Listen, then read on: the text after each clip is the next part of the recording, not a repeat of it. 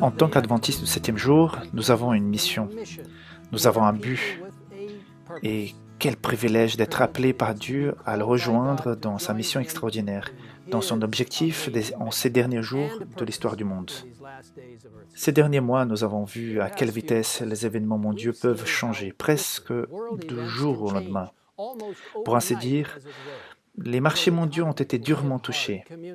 La vie communautaire et les entreprises ont presque cessé. Bien sûr, nous avons également assisté à des grandes pertes de vies humaines. Cela a entraîné de nombreux défis pour notre Église mondiale, pour nos institutions, pour nos activités missionnaires, pour nos églises locales et pour les membres de notre Église. À tous les niveaux, nous avons dû prendre des décisions très difficiles concernant le financement du personnel. Mais la bonne nouvelle, c'est que nous servons un Sauveur qui est ressuscité et qui est toujours avec nous dans le monde d'aujourd'hui. Malgré les incertitudes et les craintes qui nous entourent, Dieu continue à diriger son Église. Nous savons que nous pouvons envisager l'avenir avec confiance et certitude. Les paroles du prophète Joël ont été écrites il y a plusieurs siècles dans des circonstances différentes, mais d'une certaine manière, elles étaient très similaires.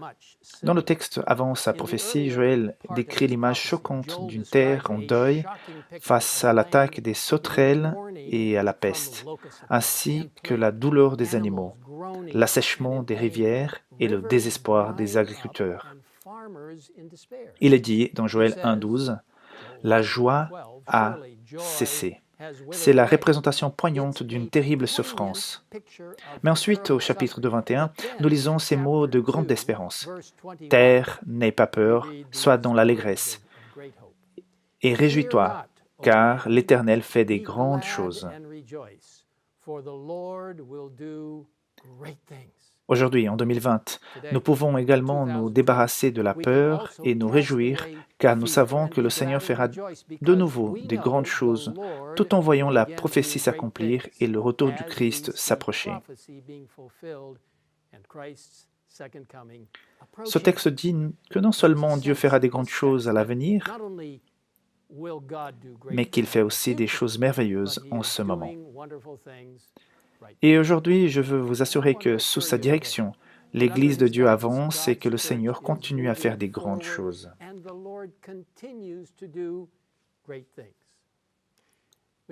Nous louons Dieu pour les grands progrès réalisés dans la mission dans les villes, dans le ministère de la Santé et l'évangélisation des nouvelles régions du monde. Le fait d'atteindre des nouveaux groupes de personnes. Nous voyons des centaines de milliers de membres d'Église qui s'impliquent joyeusement en tant que TMI, engagement total des membres. Nous constatons un engagement renouvelé des membres de l'Église en faveur du réveil de la réforme. Nous voyons l'Église s'unir en mettant l'accent sur la mission. Alors que nous avançons en tant qu'Église pour mettre en œuvre les objectifs clés du plan d'évangélisation I Will Go, nous devons le faire dans une profonde humilité en nous appuyant totalement sur le Saint-Esprit. Ellen White nous dit « L'Église établie pour servir, elle a pour mission de proclamer l'Évangile. » Et elle ajoute « Il est indispensable de travailler avec ordre en suivant un plan bien conçu et en visant un objectif précis. » Cela signifie que le succès de notre mission donnée par Dieu exige une planification minutieuse, même dans la prière. Alors que notre Église mobilise ses ressources pour l'implication totale des membres, il est important que nous nous appuyions sur le Saint-Esprit pour nous guider dans une planification et une mise en œuvre judicieuse. Tout au long des Écritures, nous voyons à quel point la planification est importante pour Dieu. Tout d'abord, Dieu est un Dieu de but et d'ordre. C'est à juste titre que nous faisons référence au plan de salut. Une grande partie de l'Exode, chapitre 25-40, contient des détails méticuleux des plans de Dieu pour la construction du tabernacle. Dans Genèse 6, 8, 22, nous voyons que Noé a mis en œuvre un plan spécifique et détaillé de Dieu sur la façon de construire l'arche. Dans Luc 14, 28, 32, Jésus raconte deux histoires qui illustrent l'importance de la planification. La première histoire est celle d'un constructeur qui doit s'asseoir et calculer le coût avant de commencer. La deuxième est celle d'un roi qui doit s'asseoir et déterminer s'il a assez de soldats pour mener à bien la bataille. Certains pourraient dire, Pasteur Wilson, faire des plans pour l'avenir montre un manque de foi dans la proximité du retour de Jésus. Nous n'avons pas le temps des longues recherches, de développer des objectifs et de mesurer des indicateurs clés de performance et tout le reste. Ils ne sont qu'une distraction de notre mission. Allons travailler. C'est ce que disent certains. Bien que je puisse comprendre la passion pour la mission qui se cache derrière cette pensée, on nous a clairement dit que faire fructifier jusqu'au retour de Jésus, comme indiqué dans Luc 19, 13. Faire fructifier doit être fait de toute urgence, mais cela doit aussi être fait dans la prière, avec soin et de manière organisée. Dans le livre Le ministère évangélique, à la page 406, il est dit « Il faut davantage prendre ses responsabilités, réfléchir, élaborer des plans, mettre ses capacités intellectuelles au service du maître. »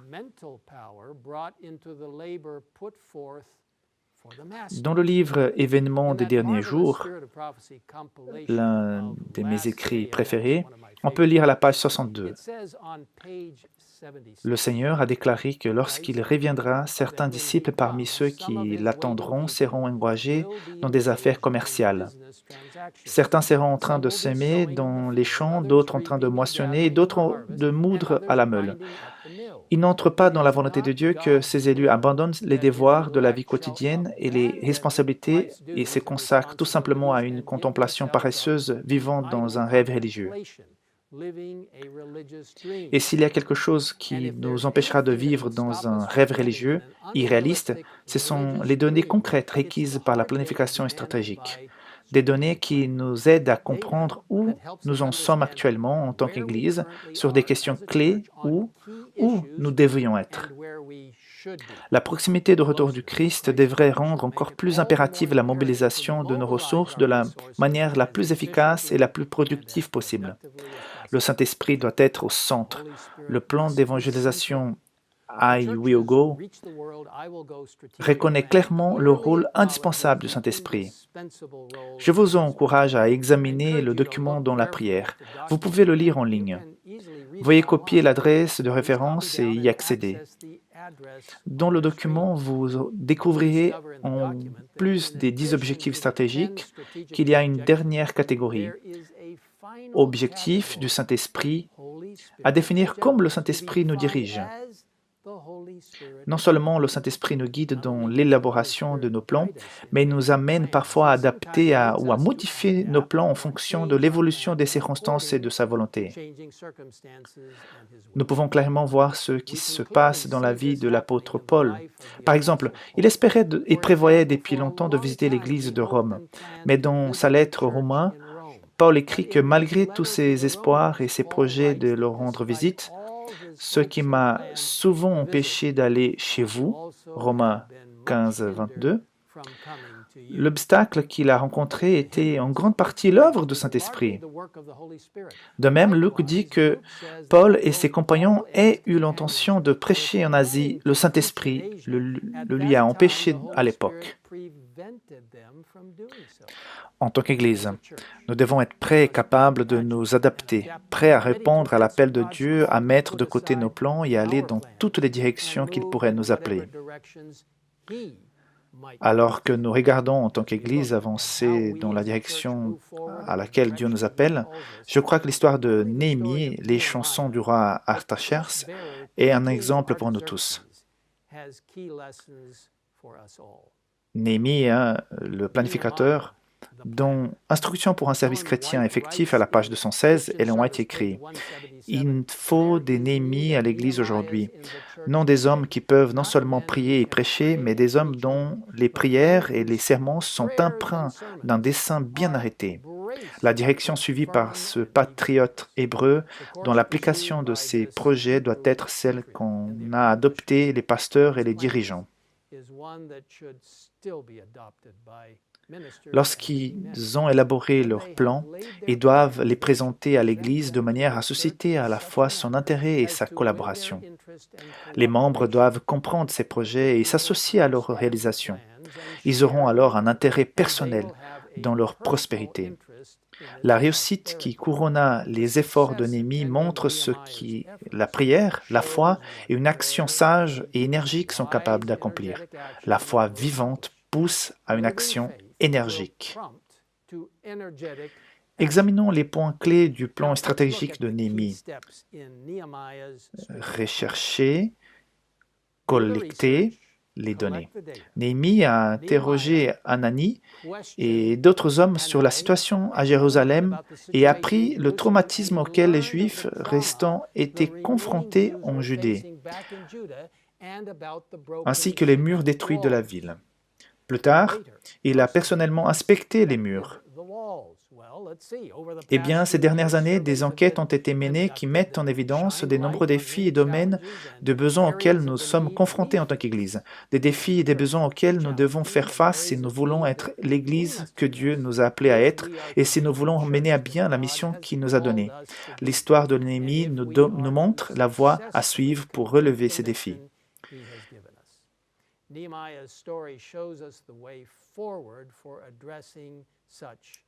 Priez pour la situation en question. Néhémie a d'abord prié Dieu pour qu'il le guide dans la façon de gérer la situation à laquelle il était confronté.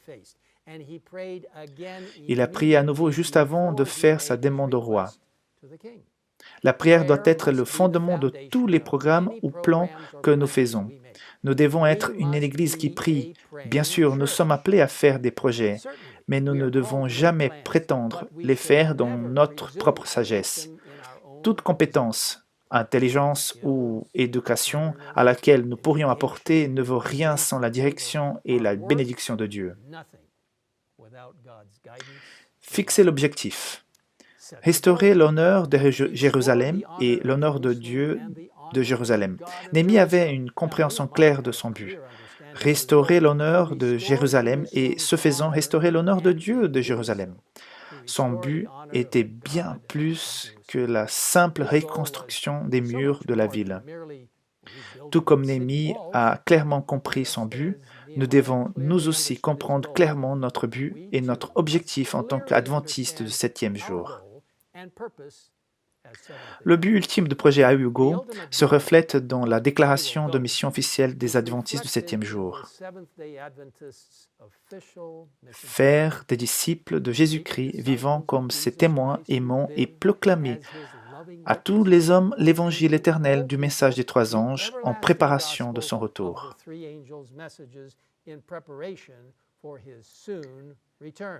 Faites des pas en avant pour atteindre l'objectif. Maintenant, après avoir bien compris son objectif, Néhémie a pris des mesures pour l'atteindre. La Bible décrit clairement ces étapes. Tout d'abord, Néhémie a prié à nouveau. Puis il a demandé au roi la permission de revenir et de reconstruire. Et ensuite, il a demandé et reçu des ressources de la part du roi, des lettres de soutien royal, du bois, de la forêt du roi. Puis, il s'est humilié devant Dieu, lui donnant à Dieu la gloire due à son nom. Il avait confiance en la fidélité de Dieu. Dieu avait été fidèle à ses menaces lorsque son peuple s'était séparé de lui. Il les avait dispersés parmi les nations selon sa parole. Et Néhémie y trouva l'assurance qu'il serait tout aussi fidèle dans l'accomplissement de ses promesses.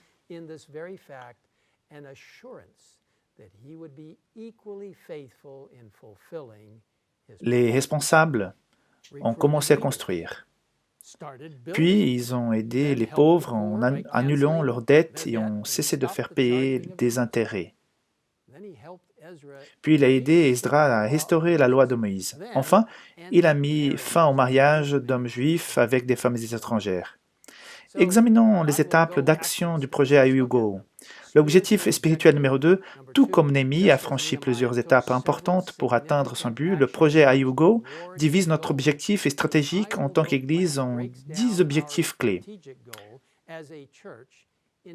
Il énumère également plusieurs indicateurs clés de performance qui nous aident à mesurer nos progrès dans la mise en œuvre des principales mesures clés pour atteindre notre objectif. En raison du temps limité, nous ne pouvons examiner que quelques objectifs. Le premier est l'objectif 6, qui est l'un des 3 objectifs spirituels clés.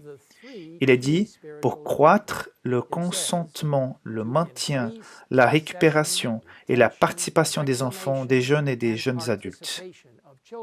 Des enquêtes montrent que trop de nos précieux jeunes quittent l'Église. Bien sûr, même un seul jeune qui quitte l'Église, c'est déjà trop. Cet objectif est une invitation à les atteindre, à les garder et à les récupérer. Écoutons le témoignage du pasteur Kirk Thomas, directeur des ministères personnels et du département de l'école de sabbat, ainsi que des missions et de l'évangélisation pour l'Union britannique. J'ai donné ma vie au Christ à 25 ans. J'ai été baptisé dans l'église adventiste du 7e jour de Bachelor en Guyane.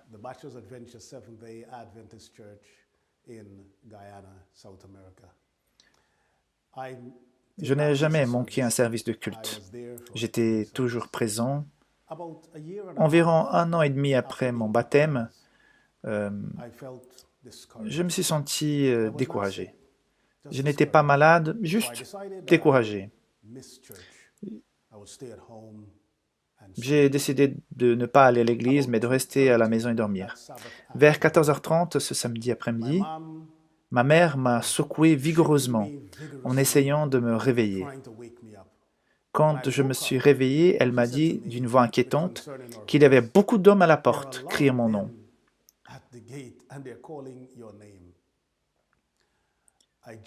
Je me suis levé, je suis allé vers la fenêtre et j'ai regardé dehors. Il y avait tous les hommes de l'église adventiste du 7e jour, l'église adventiste de Bachelor. Ils étaient venus me visiter. Je leur avais manqué à l'église et ils étaient préoccupés pour moi.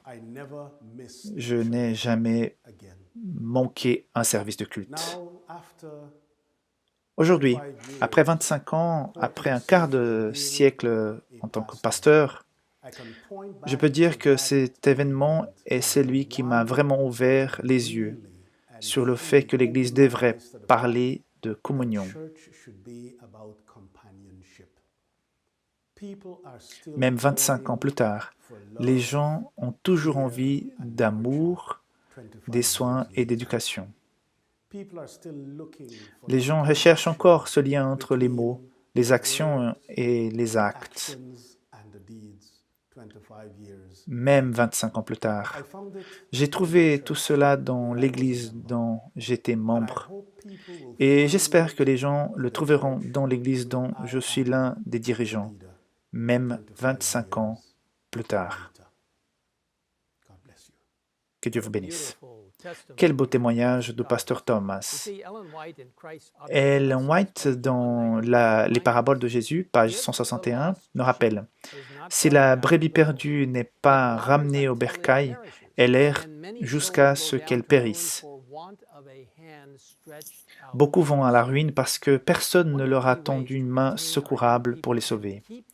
L'un des principaux moyens de garder nos jeunes, de mettre en contact avec l'Église et de les faire participer au service et à la mission par le biais d'initiatives telles qu'une année missionnaire et des services bénévoles adventistes. C'est pourquoi la participation des membres est si importante.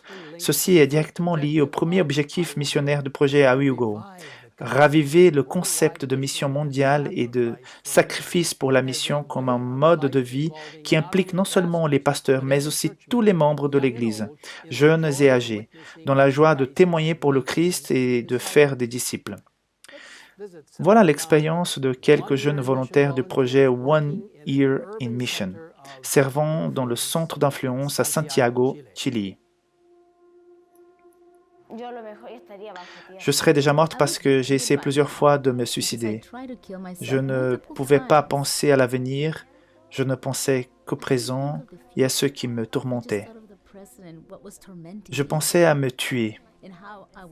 Profondément déprimée, Consuelo abandonne sa foi en Dieu.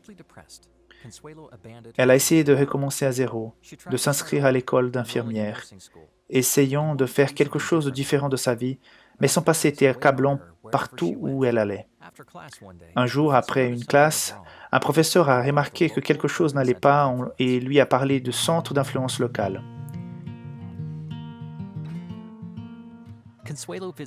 Consuelo a visité le centre où elle était reçue par Micheli et Angie, des volontaires adventistes du programme missionnaire. Elle a apprécié de parler avec eux et a décidé de suivre un cours de portugais qui lui a été proposé. Au fil du temps, Consuelo s'est liée d'amitié avec les volontaires. Dans ce que j'ai vu, comment ils se sont comportés, ce qu'ils ont dit, tout ce qu'ils ont fait, j'ai senti la présence de Dieu en chacun d'eux. Dans les volontaires adventistes qui étaient ici, j'ai vu cela. Chaque fois qu'il revenait au centre, il avait l'impression que ses blessures profondes étaient en train de se cicatriser. Ils m'ont accueilli à bras ouverts. J'ai trouvé une autre famille ici, un autre foyer. Les volontaires ont commencé à lui parler de Dieu. C'était la première fois après si longtemps que Consuelo se sentait prête à parler de sujets spirituels. Elle a demandé des études bibliques et a progressivement développé une nouvelle compréhension et une nouvelle relation avec le Seigneur. Le fait d'être ici m'a aidé dans plusieurs aspects. J'ai vu l'amour de Dieu, la grâce de Dieu que je n'avais trouvé nulle part. Je me suis senti de plus en plus proche de Dieu, croyant en lui, ayant plus de foi en lui, pendant le temps où j'étais ici. Depuis lors, Consuelo a été baptisée, faisant partie de l'Église adventiste du 7e jour. Maintenant, elle est bénévole au centre, faisant des consultations médicales gratuites. Comme Consuelo, nombreux sont ceux qui recherchent la communauté et l'amour, mais la plupart des gens sont trop méfiants à l'égard des religions pour voir ces choses dans une église traditionnelle. Beaucoup de gens viennent ici avec une vision, peut-être un peu méfiant car ils ne savent pas ce que nous pourrions demander en retour. Mais lorsqu'ils voient un environnement différent, où il n'y a que de l'empathie, de l'amour et de l'amitié, ils changent complètement d'avis. Ils sont très reconnaissants visant à faire participer plus de gens. En servant la communauté, les adventistes apprennent ce qui intéresse les gens et la région. Le centre organise divers cours d'activités pour la communauté, y compris des cours de portugais, d'anglais, des démonstrations de cuisine saine, de l'artisanat et divers cours de gymnastique. Nous avons vu l'effet de la méthode du Christ sur la vie des gens, parce que nous représentons pour eux une communauté ouverte à l'Église adventiste, qui n'était pas facile à atteindre dans le passé, parce que lorsque vous avez votre propre religion, vous vous enfermez dans votre propre monde et vous ne voulez pas que quelqu'un envahisse votre vie. Ces centres brisent ces barrières, non seulement ici, mais aussi lorsque nous rencontrons chez eux, dans leur famille. C'est là que nous pouvons appliquer la méthode du Christ. Grâce à une véritable prise en charge des personnes du centre, il a touché le cœur de la communauté et les résultats ont dépassé les attentes des bénévoles. Nous avons vu à quel point ce ministère est bon pour la communauté, ainsi que pour les églises, car il fait revivre des membres adventistes. Nous avons connu un réveil au sein de l'Église. Priez pour les centres comme celui-ci, priez pour que, grâce à l'amitié et à la compassion, les gens puissent goûter l'amour de Jésus. Merci de nous aider à transformer la vie des autres grâce à vos dons pour un projet de mission mondiale comme celui-ci. Quelle bénédiction d'avoir des jeunes dynamiques et dévoués. Dieu soit loué. Je ne saurais trop insister sur l'importance vitale de s'engager dans le service de la mission. C'est aussi vital pour notre vie spirituelle que l'exercice l'est pour notre physique. Ellen White a raconté une histoire fascinante. Un jour d'hiver, un homme avait terriblement froid et s'est effondré dans la neige, prêt à mourir. Mais alors qu'il était allongé dans la neige, il a entendu les cris d'un voyageur qui se trouvait à proximité. Instinctivement, il s'est senti obligé de l'aider.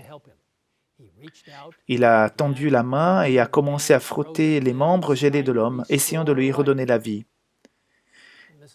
Ellen White écrit « Il s'est mis à réchauffer les membres glacés de l'infortuné et par des rudes efforts, réussit à le relever. Comme son compagnon ne pouvait pas se tenir debout, il l'empoigna et le porta à travers les couches de neige qu'il n'aurait jamais pu franchir tout seul. Et lorsqu'il eut réussi à mettre son semblable en lieu sûr, il devint aussitôt conscient du fait qu'en sauvant son prochain, il s'était sauvé lui-même. Vous voyez, en s'occupant de son compagnon, il a fait circuler le sang dans ses veines, retrouvant ainsi ses forces.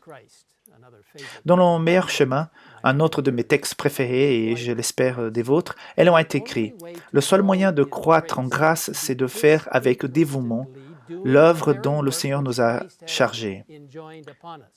Travailler dans la mesure de nos forces, au bien de ceux qui ont besoin de nous. Vous voyez, l'implication des membres est un moyen important de grandir en grâce. Il y a de nombreuses années, un sage l'a bien résumé ainsi. Celui qui arrose sera lui-même arrosé. L'objectif 5 du projet I Will Go est de former des individus et des familles à une vie remplie d'esprit. Et le service et la mission sont au cœur de la formation d'un disciple. Nous parlons de l'importance vitale du réveil et de la réforme pour la mission. Et c'est vrai. Mais comme le souligne l'histoire de l'homme de la tempête de neige d'Ellen White, c'est une véritable vie spirituelle profonde que le réveil et la réforme passent aussi par la mission. Les vies remplies d'esprit ne sont pas le fruit du hasard.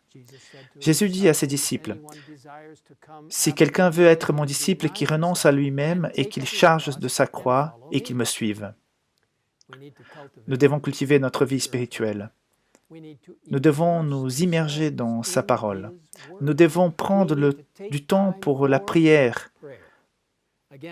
Encore une fois, dans le meilleur chemin, nous lisons « Faites tout ce qui dépend de vous pour maintenir une communion intime entre Jésus et votre âme. » Dans le ministère de la guérison, Ellen White ajoute « Par la prière, l'étude de sa parole, par la foi en sa présence, le plus faible des hommes peut s'accrocher au Sauveur et saisir sa main qui ne l'abandonnera jamais. »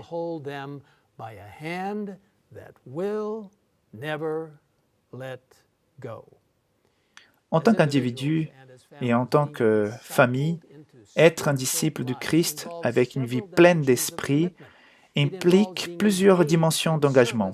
Il s'agit d'être engagé dans le service et la mission. Cela implique de passer du temps à prier et à étudier la Bible, écouter et parler avec Dieu, l'adorer. Prier, c'est ouvrir à Dieu son cœur comme on le ferait à son plus intime ami. Cela prend du temps. Elle se déroule dans le cadre d'un culte communautaire à l'église, des réunions de prière et des petits groupes. Elle a lieu dans le cadre du culte familial quotidien. Et cela doit avoir lieu dans le temps que nous passons individuellement avec Dieu dans la prière et dans la lecture de sa parole. Mais cela doit avoir lieu si nous voulons avoir une vie remplie d'esprit en tant que ses disciples. L'un des plus grands privilèges et responsabilités est de nourrir spirituellement nos familles en développant des habitudes d'adoration quotidienne, en nous engageant à servir les autres, en poursuivant une famille chrétienne. Tout cela a été lié à l'objectif numéro 7, aider les jeunes et les jeunes adultes à mettre Dieu à la première place et à donner l'exemple d'une vision biblique du monde. Comment y parvenir ? Bien entendu, l'école du sabbat et les services religieux jouent un rôle important. Il en va de même pour les écoles adventistes du 7e jour, et j'invite instamment toutes les familles adventistes qui peuvent à inscrire leurs enfants dans une école adventiste du 7e jour. Mais le lieu le plus important pour former une vision biblique du monde est la famille. Par le culte familial, par la création d'habitudes spirituelles personnelles, par le dialogue et par l'exemple donné à nos enfants. Et n'oublions pas la puissance du deuxième livre de Dieu, la nature. Ellen White écrit: il faudrait encourager les enfants à chercher dans la nature les éléments qui illustrent les enseignements de la Bible. Et voici une belle histoire qui montre comment le passe-temps de l'apiculture a renforcé les principes bibliques de la dîme et du service chez un garçon de 10 ans en Australie. Un jeune entrepreneur de 10 ans a créé une entreprise dans son jardin et a fait don de ses premiers bénéfices à une œuvre de bienfaisance. Je m'appelle Finn et je vis sur la Gold Coast et je suis apiculteur. Je possède un chien et quelques milliers d'abeilles.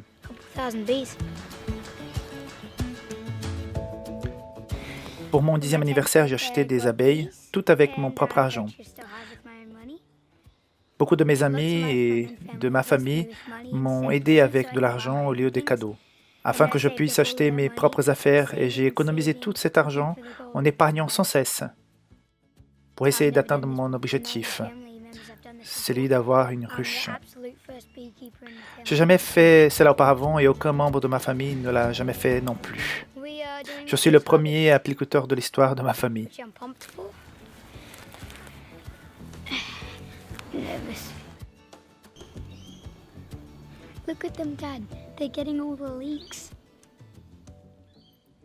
Ça, c'est délicieux.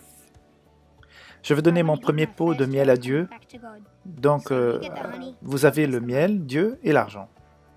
J'ai décidé de donner l'argent de ce miel à un projet au Malawi.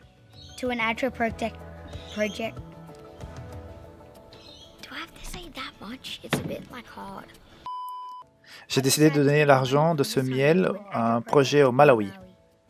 Ce projet aidera les familles à obtenir leur propre ruche afin de générer du revenu.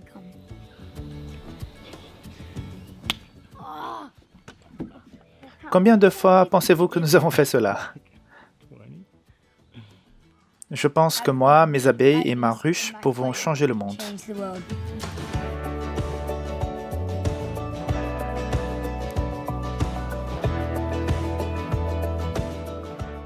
Je m'appelle Finn et je suis apiculteur.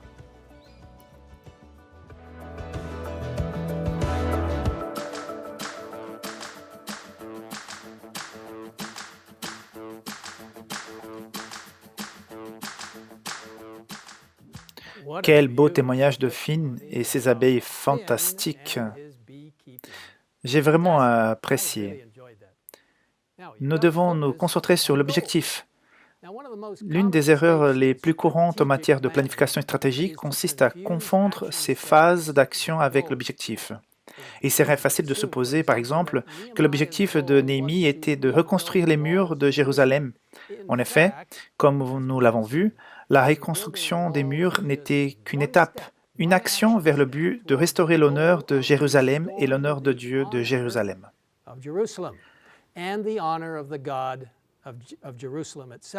Aujourd'hui, l'Église adventiste du 7e jour possède le plus grand système scolaire protestant au monde.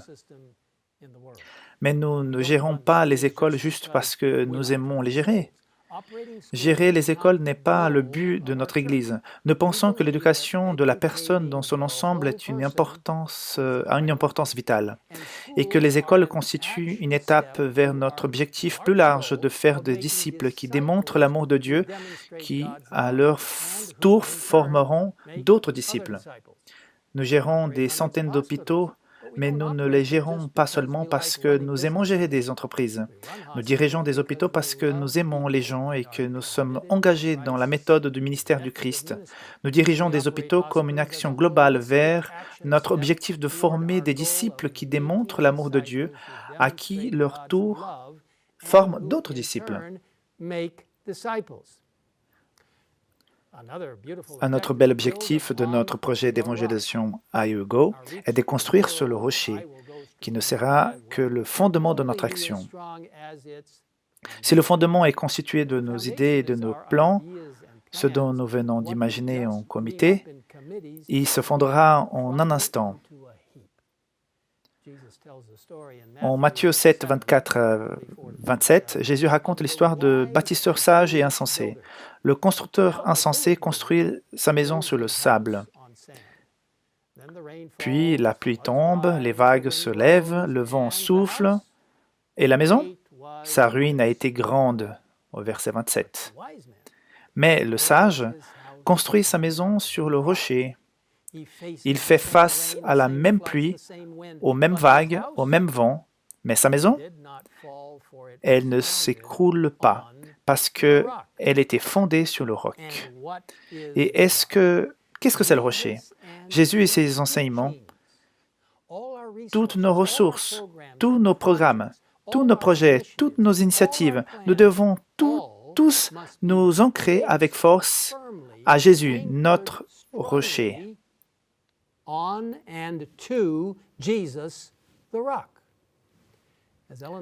Comme écrit Ellen White, l'Église est fondée sur le Christ. Le projet I Will Go reconnaît qu'avec le fondement de Jésus, le rocher, et avec la direction du Saint-Esprit, nous sommes pleinement autorisés à aller. Et qu'est-ce qui nous motive? Une fois de plus, Ellen White nous dit, l'amour doit être le principe de l'action. Il est l'essence même du gouvernement divin sur la terre et dans les cieux.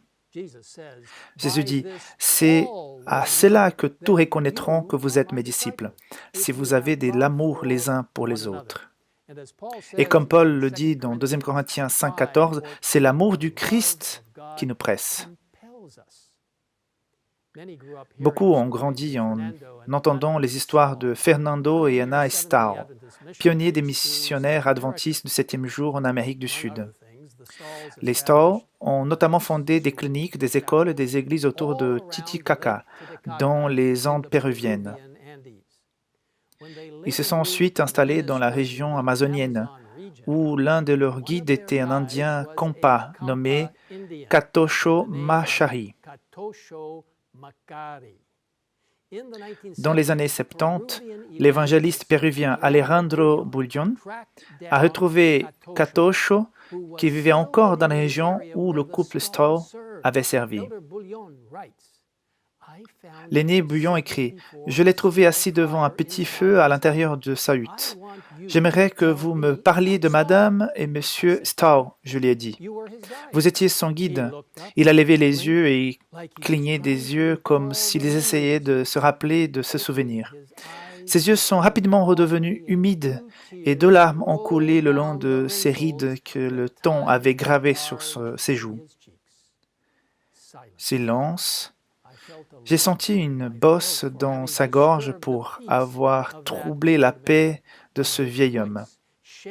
Mais sa voix tremblante d'émotion et d'années passées m'a sauvé de ma détresse. Il a dit « Il nous aime ». 3 mots. Seulement 3. Mais ils exprimaient tout ce que les Stau représentaient pour les Kompas. Quel beau témoignage de vie et de témoignage chrétien. Quelle merveilleuse façon de se souvenir. Et quelle motivation plus forte pourrait-il y avoir pour tout ce qui est décrit dans le projet I Will Go. Au début des années 1920, l'Église adventiste du 7e jour a été confrontée à une crise. Des nouvelles possibilités d'emploi s'ouvrent dans le monde entier. Cependant, après la Première Guerre mondiale, le monde était en crise économique et il manquait $250 000 au budget du siège de l'Église dans le monde.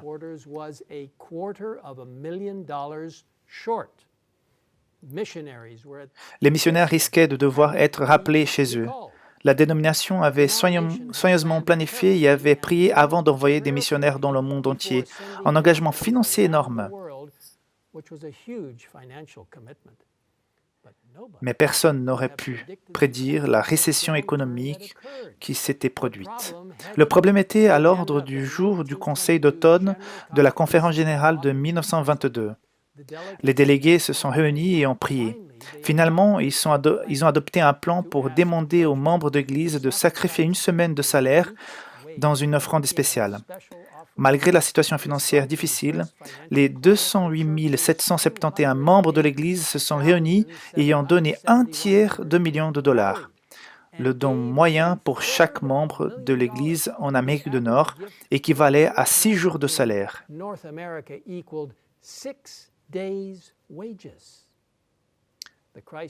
La crise a été évitée grâce au sacrifice de nos fidèles membres d'Église. Nous avons toujours des membres d'Église dévoués et nous avons toujours des crises et nous avons toujours des besoins financiers pour la mission. Il y a 5 mois, la plupart d'entre nous n'avaient jamais entendu parler du COVID-19. Aucun d'entre nous n'aurait pu prédire la dévastation de l'économie mondiale et surtout les pertes de vies humaines.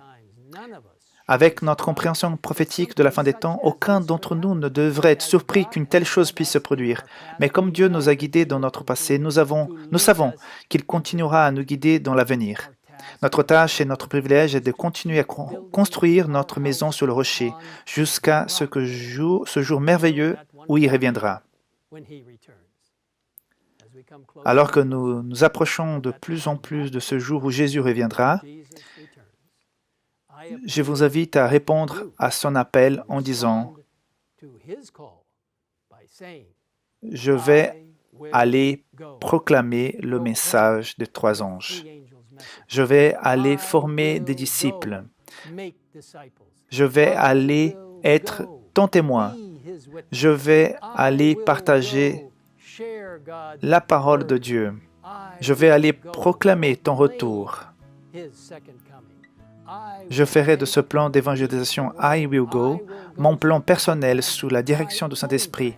Par la grâce de Dieu, je vais aller parce que j'aime le Christ, sa parole, le message des 3 anges, et je veux le revoir revenir bientôt.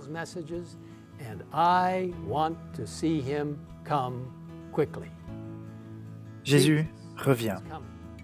Impliquez-vous, où que vous soyez, et quel que soit le cadre dans lequel vous vous trouvez en ce moment. Dieu vous appelle à faire partie de son message de dernier jour. Chacun de nous, dans un monde qui réclame des réponses éternelles. Dieu compte sur vous, sur moi. Êtes-vous prêt à y aller? Suis-je prêt à y aller? Si vous l'êtes, là où vous êtes, veuillez répéter les mots. Je vais y aller avec moi. Je vais compter. 1, 2, 3. Répétez. Je vais y aller. Que Dieu vous utilise avec force pour partager sa parole en attendant le retour de Jésus. Maranatha. Amen.